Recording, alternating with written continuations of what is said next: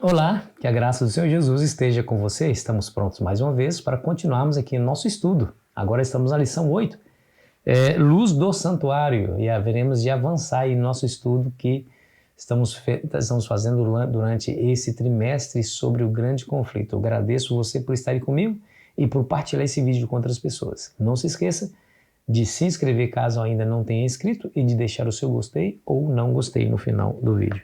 Vamos ao verso para memorizar, lá em Hebreus capítulo 8, versículo 1 e 2, que nos diz assim: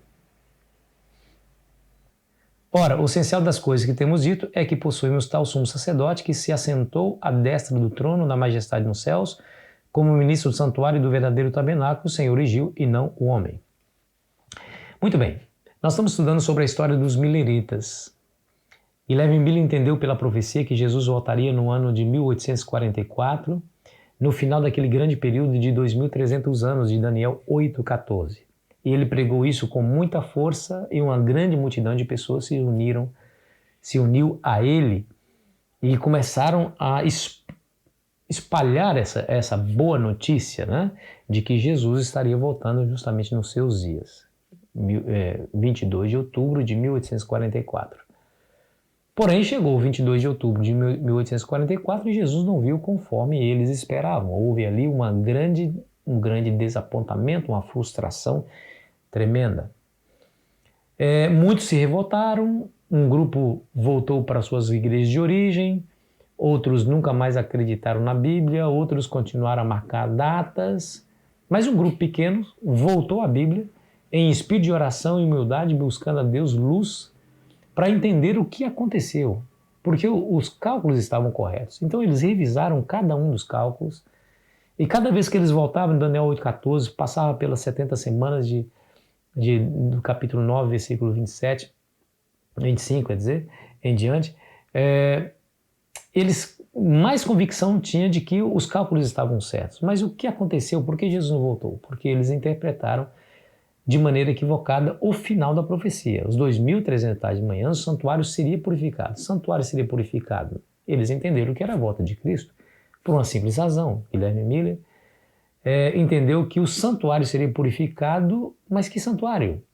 O santuário que estava lá em Jerusalém, desde o ano 70 depois de Cristo, já estava destruído. Há séculos estava destruído. Não existia mais santuário. Então ele vai no capítulo 8 de Hebreus e vê que existe um outro santuário, o santuário celestial, do qual o santuário terrestre era somente uma cópia. Ora, mas ele pensou assim, mas espera aí, não existe nada no céu impuro? No céu o santuário que está no céu não pode ser purificado porque não é impuro? Ah, mas ele entendeu. O santuário era feito de 3 partes.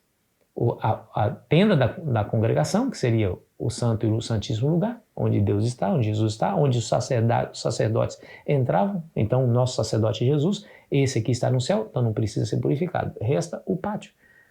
O pátio é onde os pecadores ficavam e onde o sacrifício era realizado, a morte do cordeiro. Ora, Jesus foi sacrificado aqui nessa terra, e aqui onde estão os pecadores, então é aqui a terra que precisa ser purificada. Ele entendeu que Jesus voltaria e purificaria a terra com fogo, conforme está escrito em 1 Pedro capítulo 3, quando fala que o Senhor vem como um ladrão e os céus incendiados se desfarão e as próprias coisas na terra abrasadas queimarão. O quê? Então Jesus vai voltar. Eles entenderam isso, os mileritas.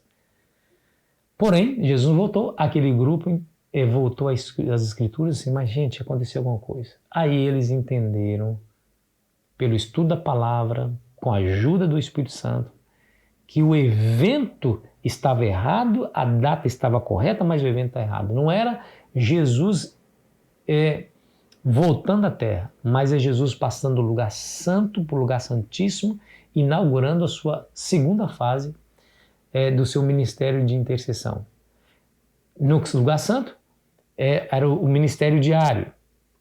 Você se lembra lá no santuário terrestre. Então, lá no antigo tabernáculo que Moisés fundou, o pecador deveria trazer a sua oferta e sacrificar a sua oferta. O sangue da oferta era colocado nas mãos do sacerdote, que começava a sua intercessão pelo pecador arrependido, que ele passava o sangue nas 4 pontas do altar e derramava o sangue na base do altar. Em alguns casos, esse sangue era levado para dentro do lugar santo e ele pegava desse sangue e jogava na cortina que fazia separação entre o lugar santo e o lugar santíssimo. Uma vez feito isso, aquele pecador saía perdoado e ileso do seu pecado. Por quê? Porque alguém morreu no seu lugar e a prova é o sangue. Não dá para se produzir sangue. Sangue é algo improduzível. Somente seres vivos têm sangue. Então o sangue era a prova inequívoca que alguém morreu. Não foi o pecador, mas alguém morreu. Aquele cordeirinho representava Jesus, que tira o pecado do mundo. Por isso que ele tinha que ser sem mácula, sem mancha, sem defeito nenhum.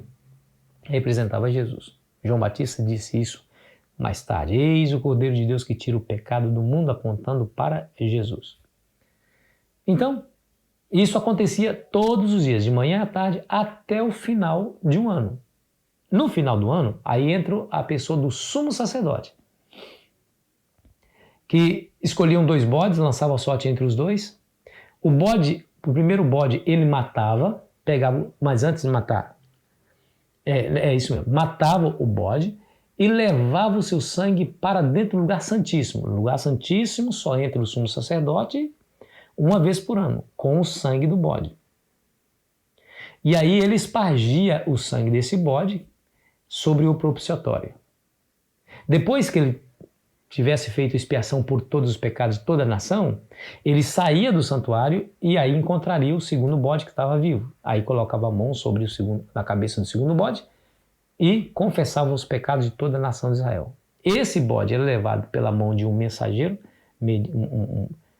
alguém que era separado para isso, para que levasse esse bode para o deserto e o soltasse ali. Ele não era morto. Ele deixava lá vagueando no deserto para que ele morresse de fome e de sede. Quando esse indivíduo voltava ao acampamento, havia uma grande festa. Por quê? Porque todos os pecados naquele período de um ano foram extirpados e colocados sobre o bode. E o bode levou os pecados para longe do arraial. Ou seja, Deus perdoou a nação por completo. Então, esse grupo pequeno que voltou às Escrituras entendeu que não é Jesus voltando no final de 2.300 anos, né? Mas era Jesus passando do lugar santo, lugar santíssimo, para fazer exatamente essa purificação definitiva. Ou seja, quando cada pecado de cada ser humano iria ser passado em revista e aplicaria o sangue do seu sacrifício de maneira expiatória sobre aqueles que crescem. No final desse período, ele sairia do santuário e haveria de colocar todos os pecados de toda a humanidade sobre o originador do pecado, que era o diabo, que ele ficaria aqui nessa terra vagueando por 1000 anos e depois seria totalmente destruído. Aí eles entenderam, olha, era o início do julgamento. Olha que interessante, tá vendo? Aí você encontra esse paralelo no capítulo... O livro de Daniel tem 3 capítulos interessantes que falam do mesmo assunto com elementos diferentes. No capítulo 2, tem lá Nabucodonosor sonhando com a grande estátua, que a cabeça era de prata, de ouro, o peito e os braços eram de prata, o ventre era de bronze, as pernas eram de ferro e os pés eram uma mistura de ferro com barro. Ele estava olhando essa estátua quando veio uma pedra que veio voando pelo céu, caiu nos pés da estátua e a destruiu completamente, a própria terra encheu o mundo. Eles, lógico, não entenderam nada.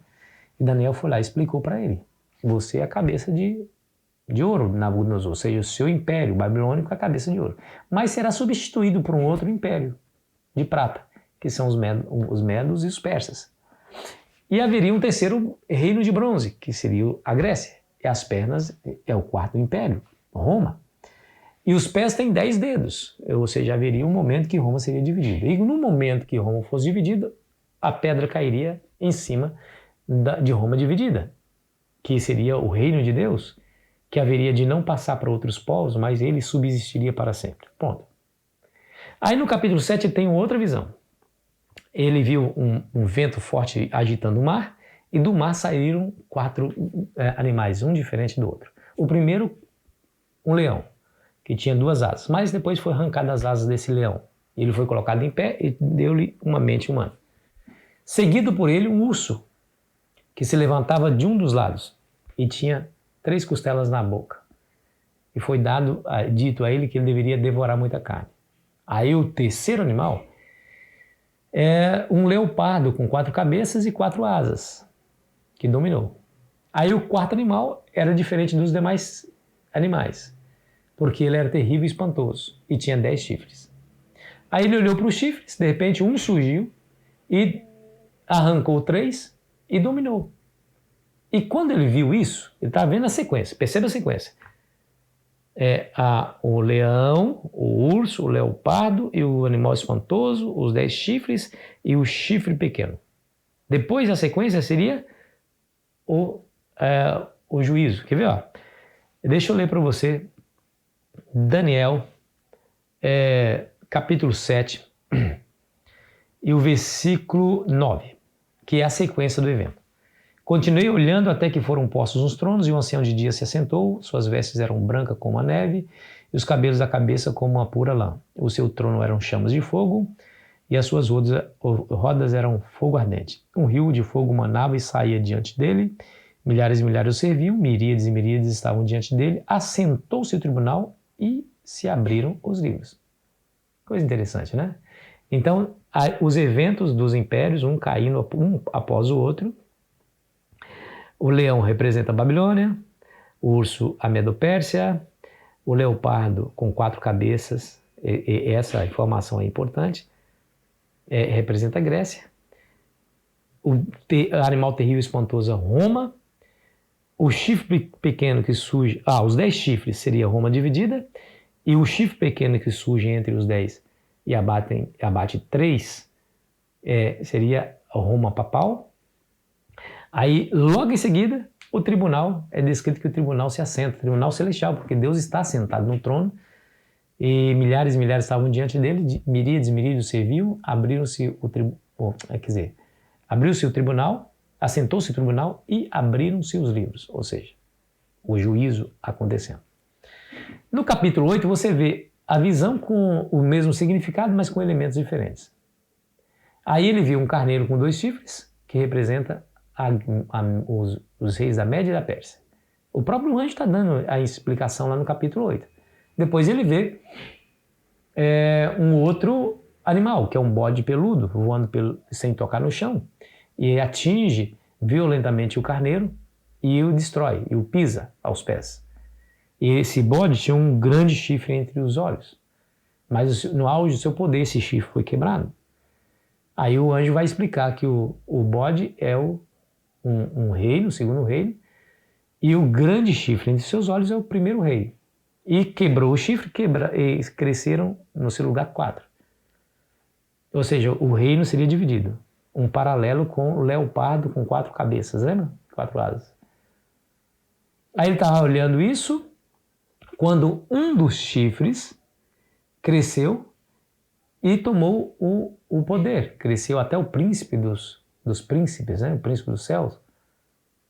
Deitou o santuário por terra. Aí no capítulo 8, na sequência do evento, aí diz assim, está falando do chifre pequeno. Eu vou ler a partir do versículo 13. Depois ouvi um santo que falava e disse outro santo a que ele falava. Até quando durará a visão do sacrifício diário e da transgressão assoladora, visão na qual entregue o santuário e o exército, a fim de serem pisados? Verso 14. Ele me disse, até 2.300 tardes de manhã o santuário será purificado. Você percebeu o paralelo? Capítulo 7, depois da descrição dos impérios, veio o juízo. Assentou-se o tribunal, abriram-se os livros. No capítulo 8, a mesma visão, com o mesmo significado, porém com elementos diferentes. Depois da descrição dos impérios, veio o santuário sendo purificado. Aí os meleritas, esse grupinho, né, de pessoas que buscou o entendimento das Escrituras, percebeu que não era a vinda de Jesus à Terra, mas a passagem de Jesus do lugar santo, lugar santíssimo, para começar o julgamento investigativo. No capítulo 7, vai falar sobre essa passagem, né? Essa passagem, quer ver? Versículo 13. Eu estava olhando nas minhas visões de noite, e eis que vinha com as nuvens do céu, como o filho do homem, e dirigiu-se ao ancião de dias, e o fizeram chegar até ele. Você se lembra que lá no versículo anterior, o ancião de dias está sentado no tribunal e abriram-se os livros, o julgamento. Agora, o filho do homem vem como a nuvem dos céus, mas não para a terra, mas veio e dirigiu-se ao ancião de dias e o fizeram chegar a ele, ou seja, no julgamento. Jesus vem no julgamento para fazer a expiação completa. Nessa semana, querido amigo, querida amiga, nós iremos estudar a verdade bíblica vital do ministério de Cristo no santuário celestial. Você não perde por esperar as grandes bênçãos e lições que nós teremos desse estudo. Por ora, eu quero pedir que você fique atento. Dê uma passada no capítulo 2, capítulo 7, capítulo 8 de Daniel. Estude esses 3 capítulos para você entender do que nós estamos falando aqui. Tenho certeza que Deus vai abençoar a sua vida grandemente. Porque a palavra de Deus é assim, quando ela entra, ela traz paz ao coração, traz luz, traz iluminação, santificação, comunhão com Deus, porque ela tem essa força, tá bom? Que a graça do Senhor Jesus esteja com você. Amanhã continuaremos aqui nossa meditação. Vamos orar? Querido Pai Celestial, em nome de Jesus te agradecemos por nos revelar tamanhas verdades. Te agradecemos porque nós não somos dignos, não somos meros pecadores, mas o Senhor nos escolheu para nos confiar uma luz tão grande como essa. Nos ajude a ser portadores, mas também aqueles que transmitem essa luz a outras pessoas, em nome de Jesus. Amém. Foi muito bom estar com você. Amanhã continuaremos nosso estudo. Aproveite bem o seu sábado.